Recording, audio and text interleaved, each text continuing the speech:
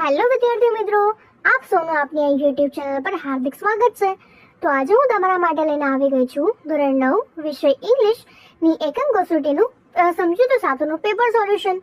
તો ચાલો આપણે તે શરૂ કરીએ. તો અહીં આપણું ધોરણ 9 નું જે એકમ કસોટીનું પેપર છે એમાં સેક્શન A નો ફર્સ્ટ ક્વેશ્ચન છે કે read the extracts and answer the questions. તો અહીં આપણે જે પેરેગ્રાફ આપ્યા છે એના પરથી ક્વેશ્ચનના આન્સર લખવાના છે. તો આપણો ફર્સ્ટ પેરેગ્રાફનો ફર્સ્ટ ક્વેશ્ચન છે કે how did a female cheetah catch a deer? Answer, the female cheetah caught a deer by leaping. Second, where were the two young cubs? Answer, the two young cubs were in the bush. એના પછી બીજો paragraph છે એનો question છે why did Abu Khan call the new goat Chandni? Answer, the Abu Khan call the new goat Chandni because she was white as snow. Fourth છે how was the new God? Answer, the new god was pretty, white as snow, had two little horns and a pair of lovely bright and red eyes. એના પછી છે third જે paragraph એનો આપણો fifth question છે how old was the writer? Answer, the writer was 18 years old. Sixth છે the girl was sailing. Complete the sentence. તો આપણે આ સેન્ટેન્સ પૂરું કરવાનું છે. તો આન્સર થશે કે the girl was selling baskets.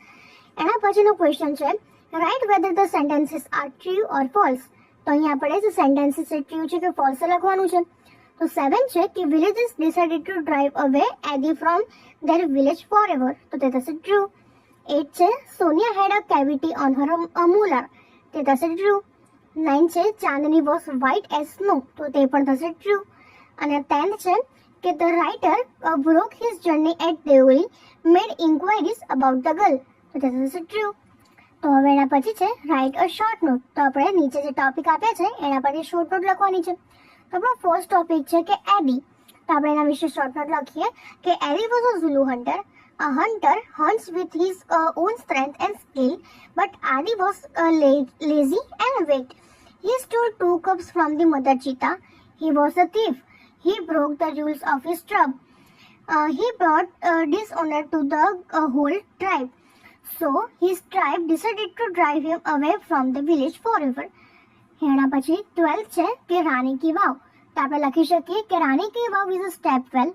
It was constructed by Queen Udaymati, the widow of the king Bhimdev I. It was built to solve the problem of the water scarcity faced by the people of Patan. Rani Ki Vav is a 7-storied structure. It is 64 meters long, 20 meters wide and 27 meters deep. There are nearly 400 big sculptures of different gods and goddesses and nearly 300 statues of Apsaras. In February 2013, ASI nominated this vow for the World Heritage Site. તો હવે એના પછી આ question છે કે right who said to whom the following sentences. તો આપણે નીચે આપેલા જે સેન્ટેન્સીસ છે એમાં કોણ કોણે કહે છે તે લખવાનું છે. તો 13 છે I will be out of station tomorrow. તો તે થશે અશોકભાઈ said to Dr. Sharma. 14 છે this instrument will become my face to the world. તો તે થશે મોહન said to himself. તો હવે એના પછી આપણું સેક્શન C છે એનો ક્વેશ્ચન છે કે filling the blanks choosing the correct words given in the bracket. તો બ્રેકેટમાં આપણા જે વર્ડ્સ છે એને ચૂઝ કરીને આપણે જે બ્લેન્ક્સ છે પૂર્ણ કરવાની છે. તો he was quite with blank with his own idea. તો તે થશે he was quite pleased with his own idea.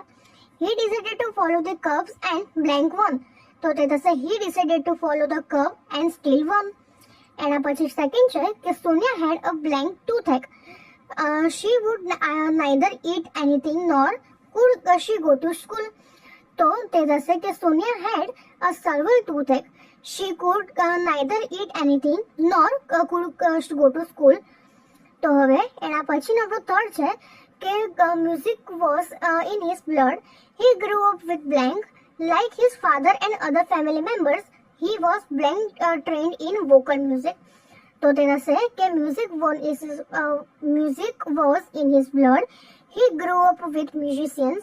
Like his father and other family members, he was initially trained in vocal music. તો હવે એના પછી fourth છે કે use the set of words in your sentences મિનિંગફુલી. તો આપણે જે set of word આપ્યું છે તેનાથી એક મિનિંગફુલ સેન્ટેન્સ બનાવવાનું છે. તો આપણે વર્ડ્સ આપ્યા છે કે સજેસ્ટ અને ફાઉન્ડ ઓફ. તો આપણે લખી શકીએ Since Neha is fond of music, I suggested her to learn to play a musical instrument. તો આ રીતે આપણે તે લખી શકીએ છીએ. તો અહીં આપણી ઇંગ્લિશની જે એકમ કસોટીનું પેપર છે એ પૂર્ણ થાય છે. જો તમને આમાં કોઈ પણ ડાઉટ હોય તો કમેન્ટ સેક્શનમાં જરૂરથી જણાવજો અને આપણી ચેનલને લાઈક અને સબસ્ક્રાઇબ જરૂરથી કરી દેજો. Thank you.